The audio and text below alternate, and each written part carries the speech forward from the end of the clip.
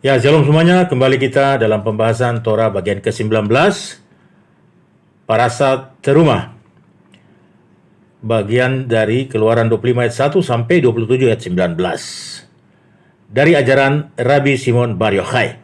Kita akan bahas dua ayat, yaitu ayat 2 dan 3 dari Keluaran 25. Di sana dikatakan, berbicaralah kepada Bani Israel dan mintalah mereka membawa persembahan bagiku. Dari setiap orang yang terdorong hatinya, kamu harus mengambil persembahan khusus kepadaku. Persembahan ini yang harus kamu ambil dari mereka, emas, perak, dan tembaga.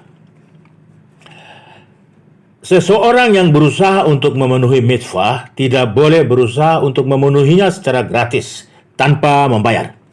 Seperti yang dinyatakan dalam ayat Ulangan 16, ayat 15 sampai 16. Ini dengan sedikit tambahan kata-kata dari Rabbi Simon Bar Yochai sendiri. 3 kali setahun semua laki-laki di antaramu akan datang ke hadapan Tuhan ke tempat yang dia akan pilih, yakni pada hari raya roti tidak beragi, Shavuot dan Sukkot.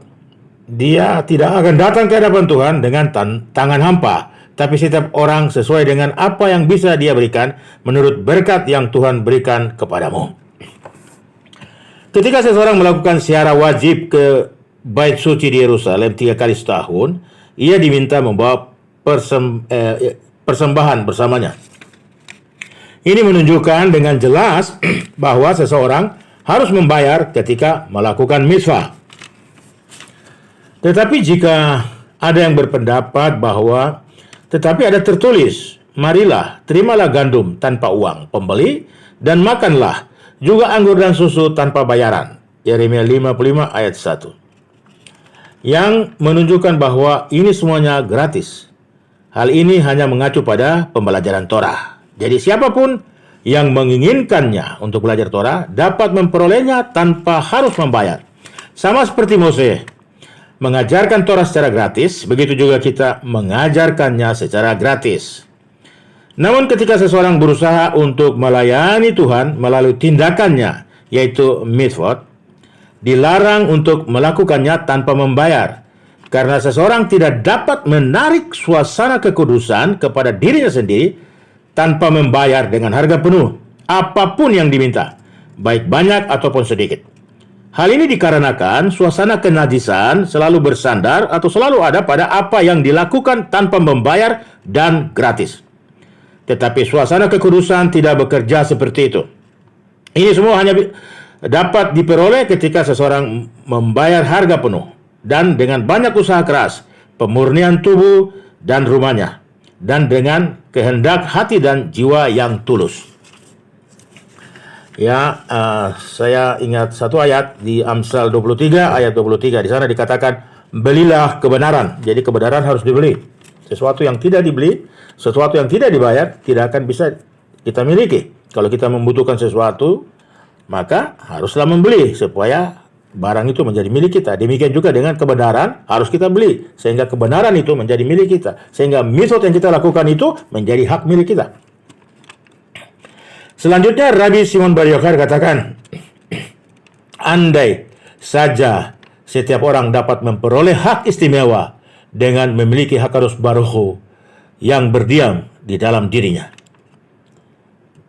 Dalam hal ini dinyatakan, mintalah mereka membawa bagiku persembahan dari setiap orang, dari siapapun yang disebut laki-laki, atau dalam bahasa Ibraninya is, yaitu orang yang telah menaklukkan kecenderungan jahatnya. Ini juga dapat dipahami dengan mengatakan, mereka harus membawa aku ini Tuhan ya, sebagai persembahan. Yang berarti bahwa ketika seseorang melakukan mitzvah, dia sedang mengambil hasem atau sedang mengambil HaKadosh Baruch Hu bagi dirinya sendiri untuk berdiam dalam dirinya.